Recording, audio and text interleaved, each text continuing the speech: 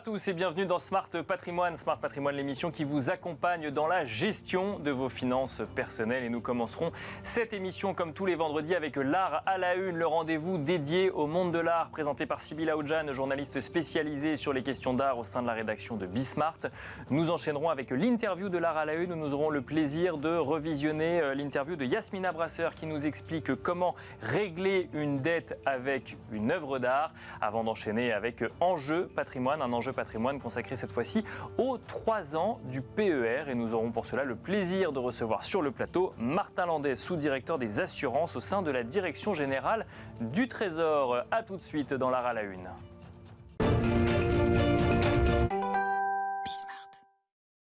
Et nous commençons tout de suite avec l'art à la une, le rendez-vous dédié aux actualités du monde de l'art proposé par Sybille Aoudjan toutes les semaines. Sybille Aoudjan, journaliste spécialisée sur les questions d'art au sein de la rédaction de Bismart. Bonjour Sybille. Bonjour Nicolas. Bienvenue sur le plateau de Smart Patrimoine. Qu'est-ce qui s'est passé, Sybille, dans le monde de l'art cette semaine ? Alors une nouvelle foire ouvre ses portes ce week-end, une foire qui s'appelle Opus, qui est consacrée à l'art antique. C'est un secteur qui attendait encore sa foire spécialisée en France.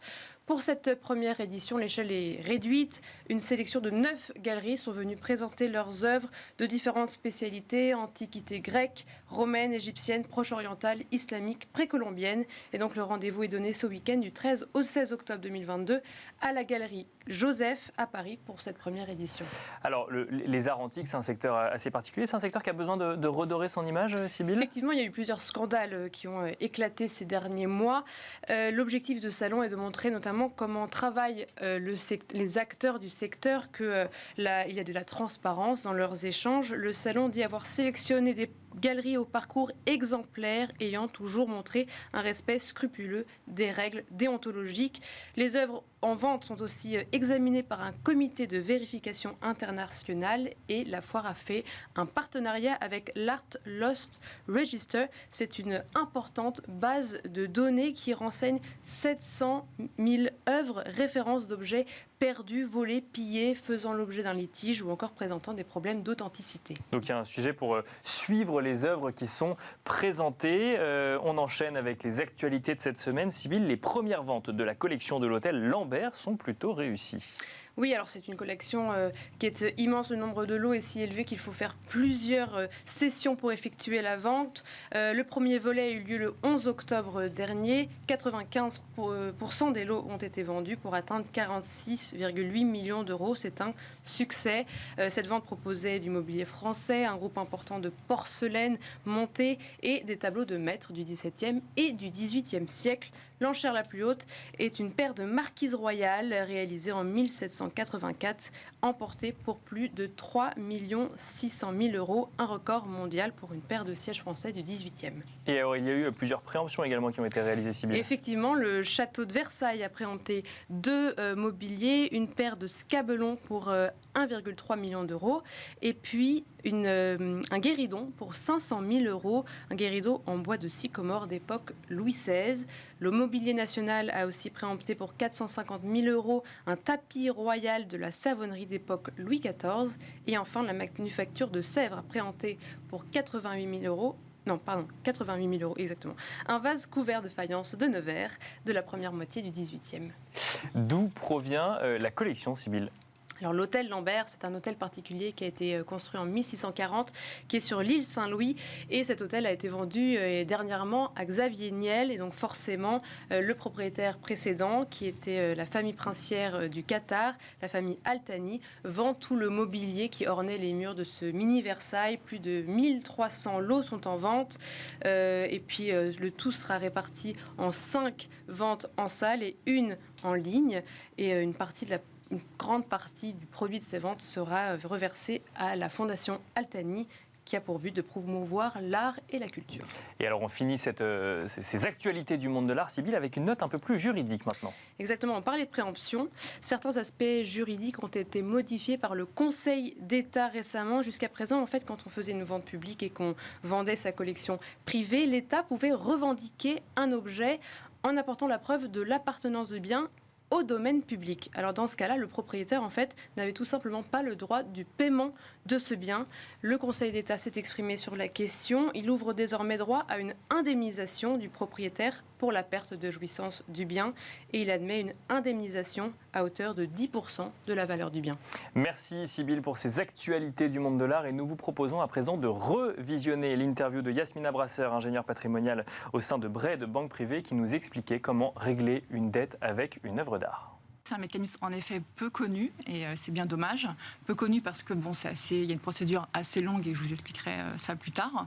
Et c'est pas toujours évident de proposer une œuvre d'art en dation en paiement. Donc c'est la dation en paiement d'une dette fiscale. Donc, la possibilité de régler certains impôts par la remise d'une œuvre d'art, donc un tableau, un dessin, une collection, à partir du moment où cela présente pour l'État un intérêt culturel, artistique. Et donc c'est pour quel type d'impôt justement ? Alors donc c'est les droits de donation, les droits de succession, le droit de partage et l'impôt sur la fortune immobilière.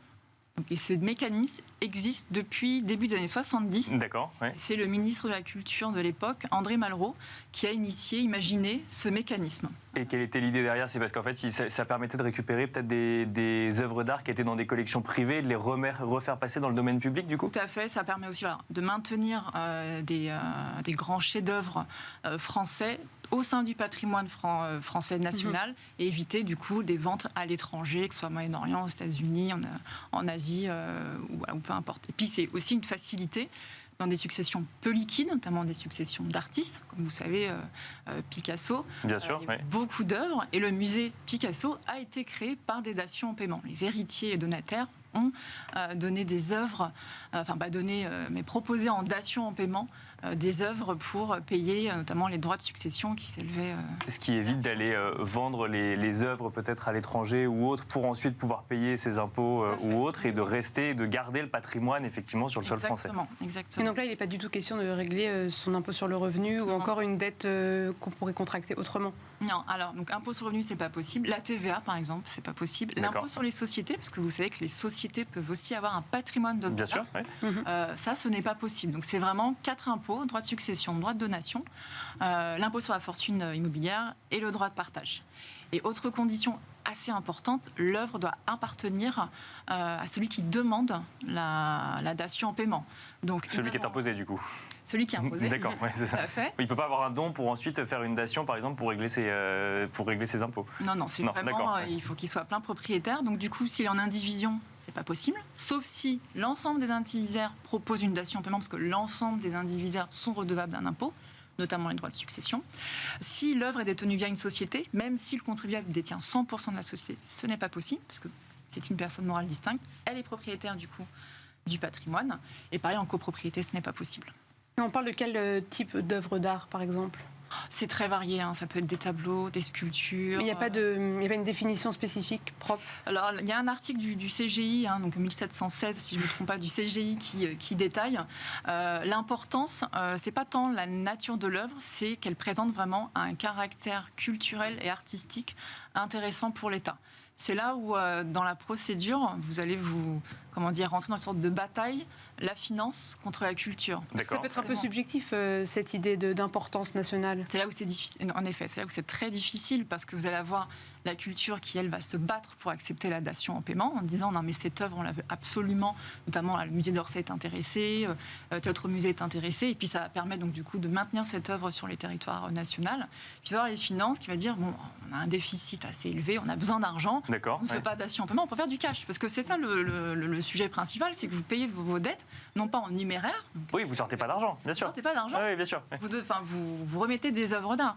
Donc, du coup, vous allez avoir une bataille entre les deux. Donc il y a toute une commission interministérielle qui se réunit, donc qui regarde l'œuvre, la nature de l'œuvre, surtout la valeur, parce que ça aussi c'est un point assez important de la dation en paiement, c'est que lorsque le contribuable fait une offre de dation en paiement, donc il va donner la nature de l'œuvre, un descriptif, des justificatifs de propriété, ça aussi c'est important, et une valeur. D'accord. Et c'est lui qui la décide ? Non, c'est un expert quand même qui décide la valeur. C'est vraiment un expert de l'art qui va fournir une valeur. Donc forcément, le contribuable a tout intérêt à mettre une valeur élevé pour dire, Bien sûr, vous avez vu, ça va couvrir tous mes droits de succession. Et peut-être pour l'année prochaine aussi. Quand même pas. On va au moins régler tous les droits de d'accord. succession. Et c'est là où donc, cette commission va aussi regarder donc, la valeur libératoire, en plus de la qualité de l'œuvre, etc. Parce que si les musées disent, cette œuvre m'intéresse, mais en termes d'assurance, de restauration, c'est un coût, c'est un budget important, ils peuvent renoncer, parce qu'il faut savoir que les musées n'ont pas non plus énormément de budget, ils vivent beaucoup de mécénat. Donc ils se battent pour certaines œuvres, mais pas non plus à n'importe quel prix.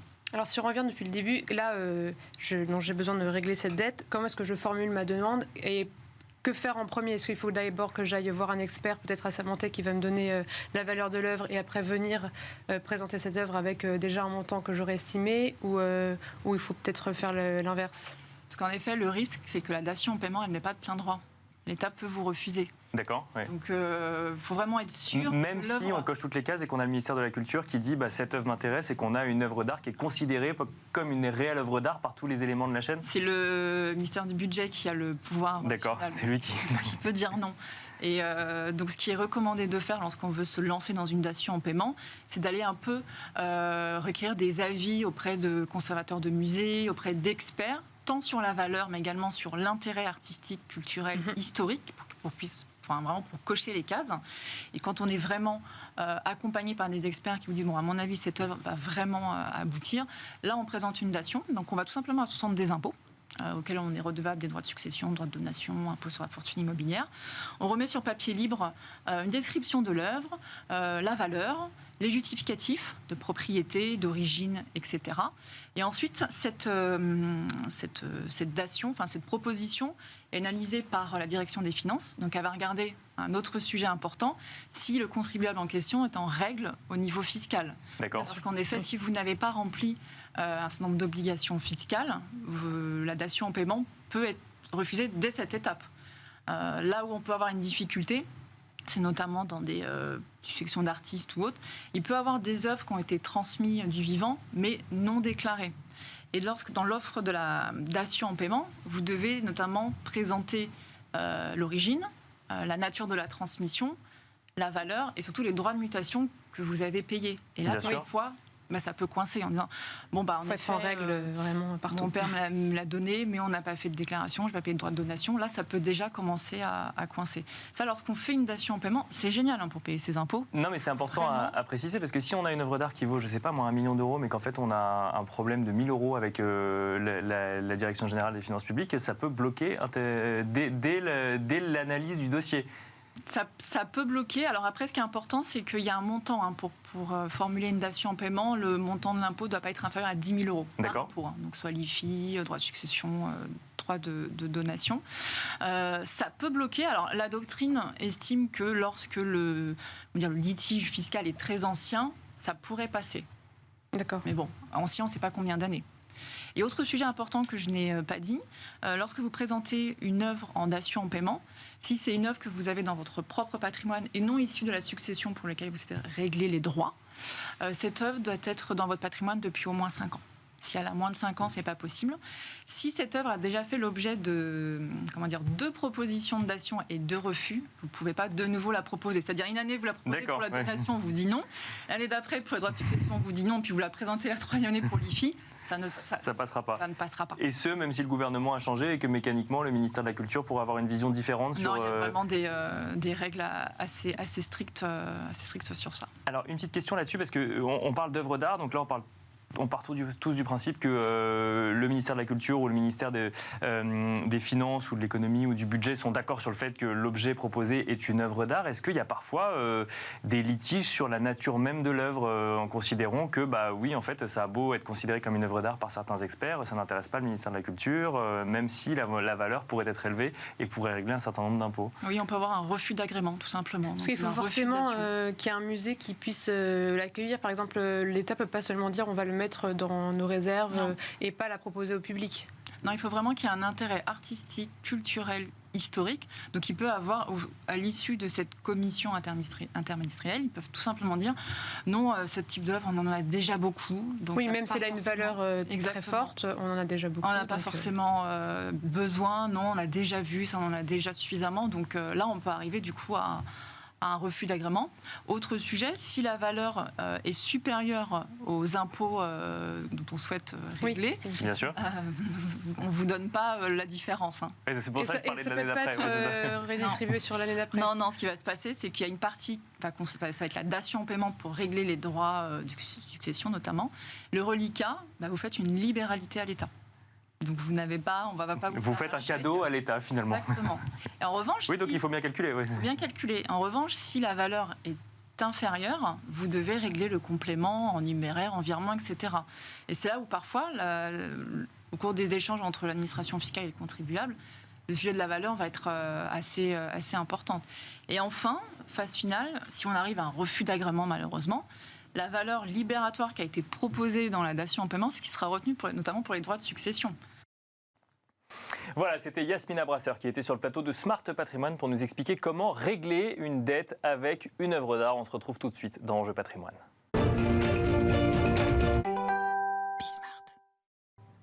Le PER fête ses 3 ans, l'occasion pour cela de faire un bilan des 3 premières années de ce contrat d'épargne retraite, de ce plan épargne retraite dans Smart Patrimoine. Et pour cela, nous avons le plaisir de recevoir sur le plateau Martin Landais, sous-directeur des assurances au sein de la Direction Générale du Trésor. Bonjour Martin Landais. Bonjour.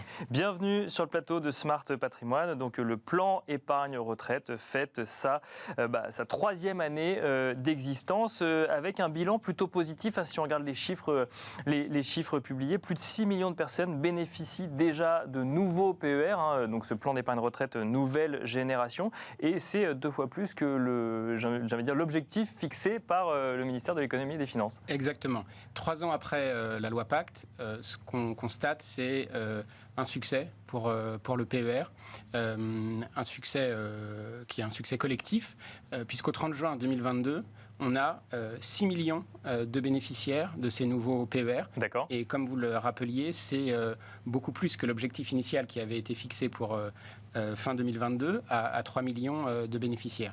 C'est aussi un succès en termes d'encours, puisque au total, ces nouveaux PER représentent 70 milliards d'euros. D'accord. Là aussi, c'est plus que l'objectif initial qui avait été fixé à 50 milliards d'euros pour fin 2022.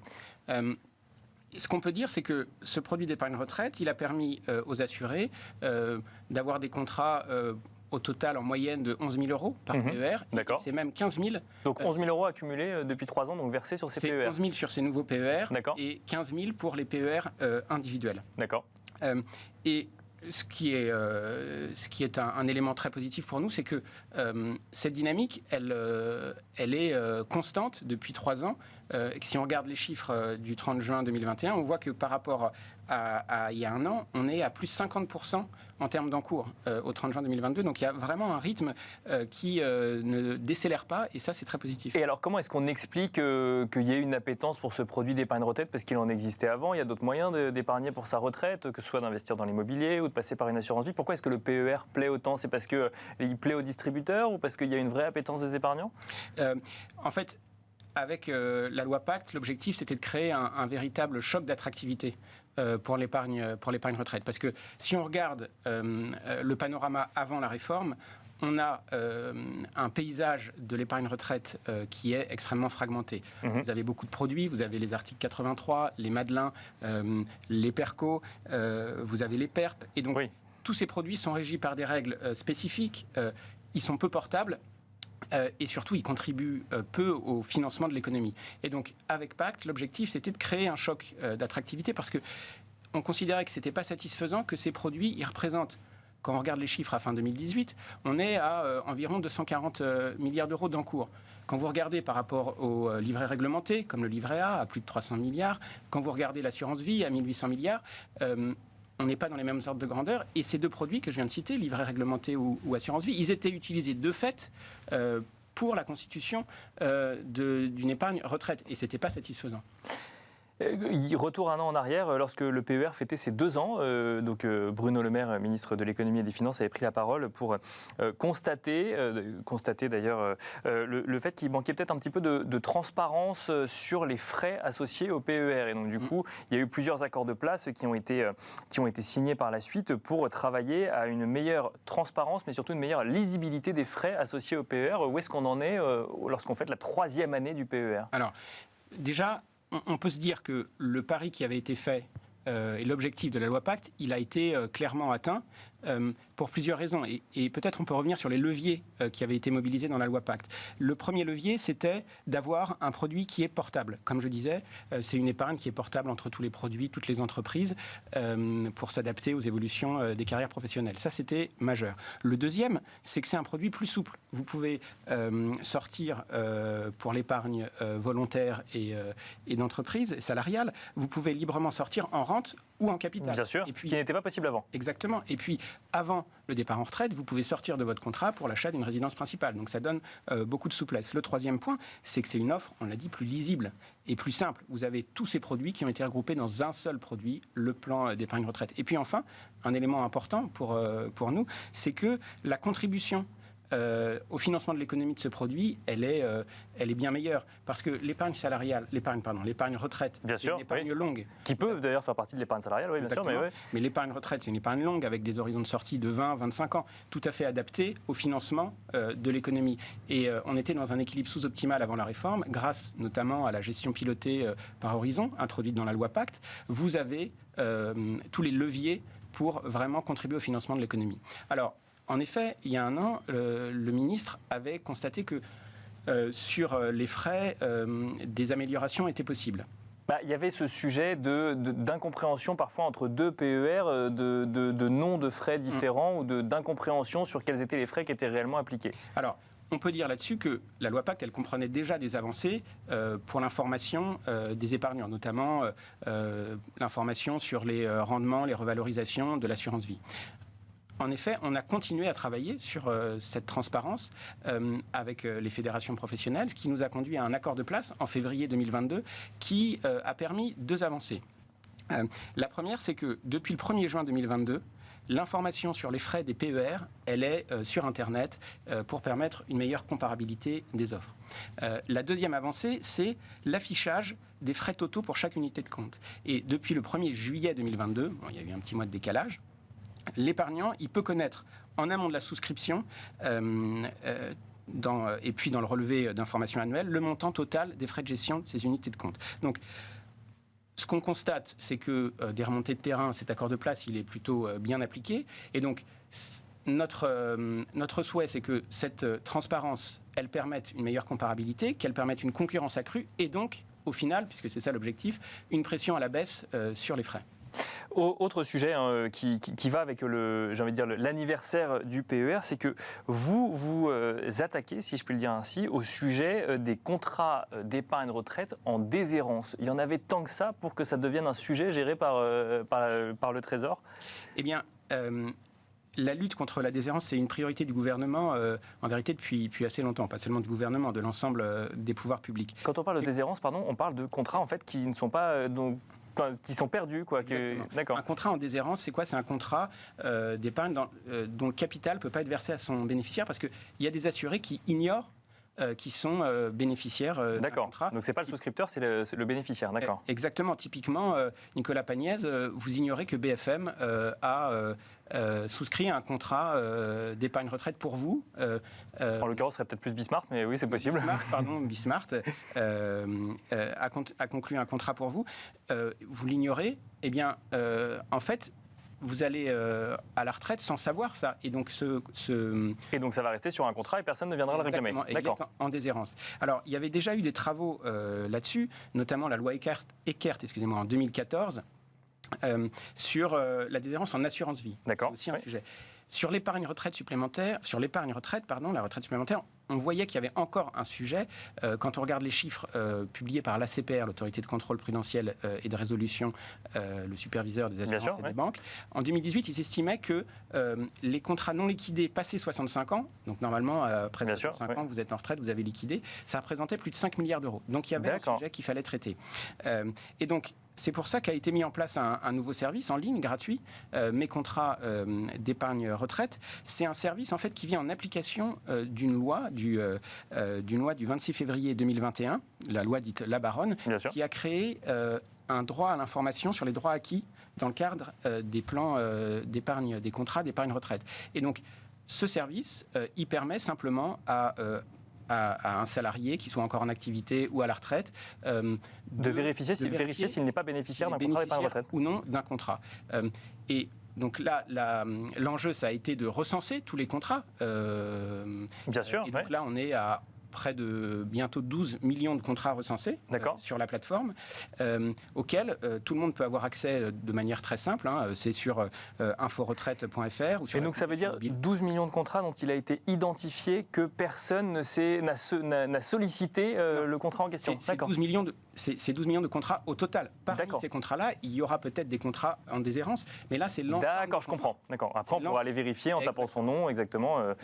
Si on est bénéficiaire d'un ou plusieurs contrats. Mais quand on souscrit, très rapidement, mais quand je souscris à un PER aujourd'hui, je suis le souscripteur et le bénéficiaire. Donc là, en fait, c'est plus dans des cas d'épargne salariale où c'est une entreprise qui a souscrit un contrat au nom d'un de ses employés, par exemple. Ça peut être un PER individuel, mais aussi un PER collectif. Oui, bien sûr. Et dans ce cadre-là, la seule manière jusqu'alors de savoir si vous étiez bénéficiaire d'un tel contrat, c'était d'appeler, de prendre contact avec tous vos employeurs. Vos employeurs, bien sûr, oui. Et on voit bien que c'était pas du tout pertinent. Merci beaucoup Martin Landais d'être venu sur le plateau de Smart Patrimoine nous détailler effectivement ce bilan pour la 3e année du PER, mais également ce service qui est lancé, Mes contrats épargne retraite. Martin Landais, je rappelle que vous êtes sous-directeur des assurances au sein de la Direction générale du Trésor. Merci beaucoup. Merci. Merci à vous également de nous avoir suivis et je vous donne rendez-vous lundi à 13h sur Bismart pour un nouveau numéro de Smart Patrimoine.